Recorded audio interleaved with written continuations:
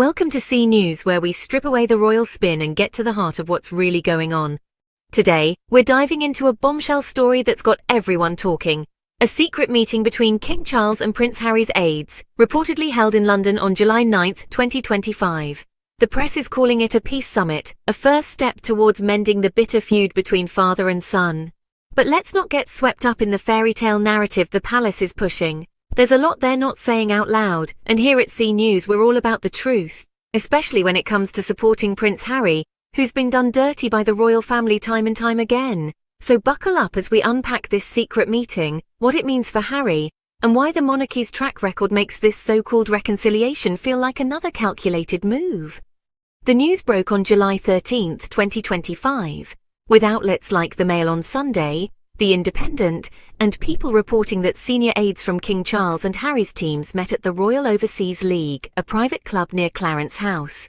Harry's chief communications officer, Meredith Maines, flew in from Montecito, California, to meet Charles's communications secretary, Tobin Andrea, alongside Liam Maguire, who handles Harry's UK PR. The meeting was described as casual drinks, with no formal agenda, just a chance for both sides to talk. Sources called it the first step in a rapprochement process, a fancy way of saying they're trying to patch things up after years of bad blood. This comes after Harry's candid BBC interview in May 2025, where he said Charles won't speak to me over security disputes, and expressed hope for reconciliation, noting he didn't know how much longer my father has given Charles's cancer diagnosis in February 2024. The palace is spinning this as a hopeful sign, but let's dig deeper, because the truth is messier than their polished press releases. First, let's talk about why this meeting even matters. Harry's been estranged from the royal family since 2020, when he and Meghan stepped back from royal duties and moved to California for a fresh start. That decision wasn't just about personal freedom, it was about survival. The royal family, let's be blunt, treated Harry like the spare he was always labelled. From the moment he was born, he was second to William, the heir, in every way. Attention, opportunities, even basic respect. When Meghan entered the picture, things got worse. The palace didn't protect her from relentless media attacks, which Harry detailed in Spare, his 2023 memoir. He described a family that left Meghan to fend for herself against racist tabloid stories and snide leaks, some allegedly from within the royal household. Remember the Oprah interview in 2021? Harry and Meghan revealed how a senior royal questioned their son Archie's skin color before he was born. That wasn't just a family squabble. That was a betrayal. A gut punch to a couple already under siege. And instead of support, Harry got silence distance, and eventually a stripped security detail, which he's been fighting in court ever since, most recently losing an appeal in May 2025. The royal family's treatment of Harry is a masterclass in cold calculation. They didn't just push him out, they made it impossible for him to stay. In Spare, Harry recounted how Charles and William were threatened by his and Meghan's popularity, especially their ability to connect with younger, diverse audiences. The palace saw them as competition, not assets. When Harry proposed a half-in, half-out model to balance royal duties with personal freedom, he was shut down. The monarchy's all-or-nothing stance forced him to choose between his family's safety and a toxic institution. He chose safety, and who can blame him? Since then, he's built a life with Meghan in Montecito, raising Archie and Lilibet and creating real impact through Archwell, their foundation and projects like the Invictus Games. Their July 2024 ESPY Awards appearance, where Harry was honoured for Invictus, showed their commitment to veterans and their ability to shine without the royal machine. Meanwhile, the palace has leaned on Harry's absence to paint him as the problem, the traitor who dared speak out. So, why the secret meeting now? The official line is that it's a step toward reconciliation, driven by Charles's desire to mend ties with his darling boy and meet his grandchildren, Archie and Lilibet. Charles, now 76 and battling cancer, reportedly wants to heal the rift before it's too late. The Mail on Sunday called it a significant move. And suggested the 2027 Invictus Games in Birmingham could be a chance for a public reunion.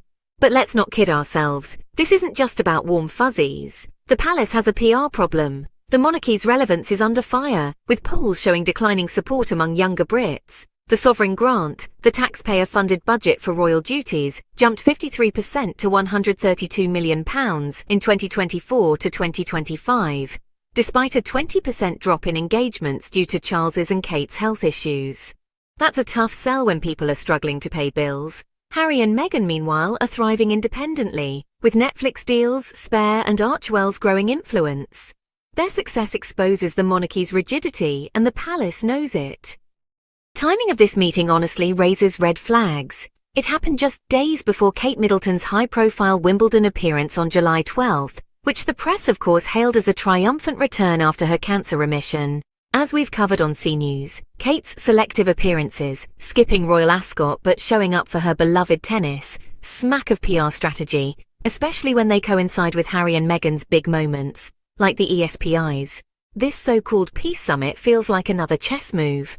By leaking news of the meeting, and yes, someone definitely leaked it, since the Mail on Sunday had photos of the aides, the palace can appear magnanimous, like they're extending an olive branch while shifting focus from Harry's critiques.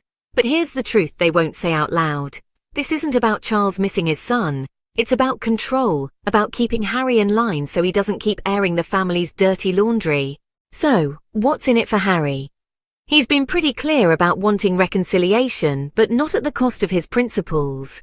In his BBC interview, he actually said, "Forgiveness is 100% a possibility."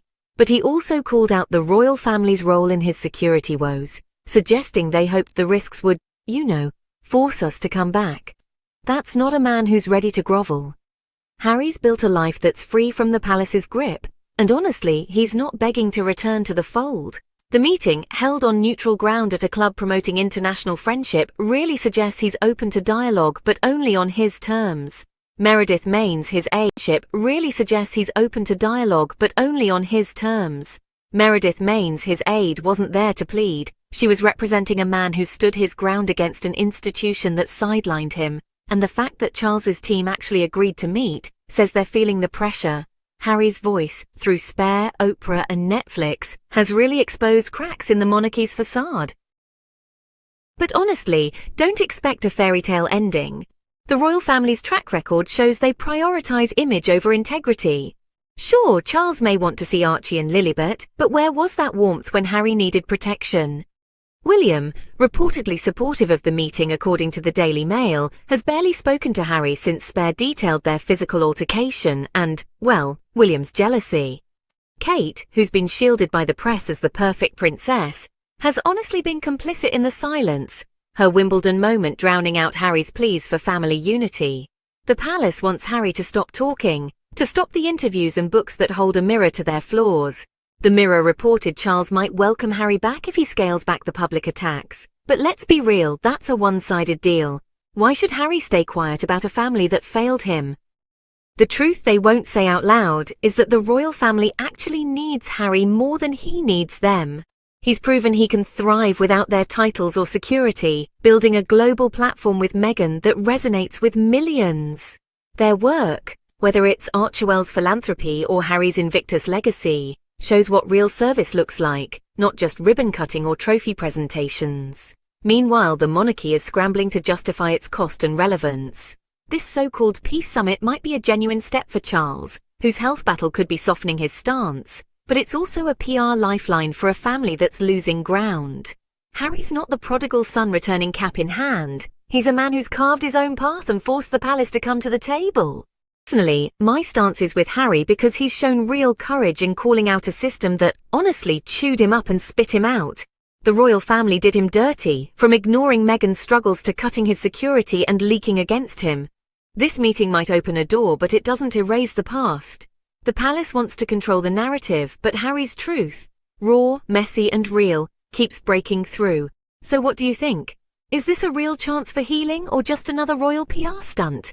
Drop your thoughts in the comments and let's keep supporting Harry and Meghan as they live their truth. Subscribe for more unfiltered takes on C News, and we'll see you in the next video.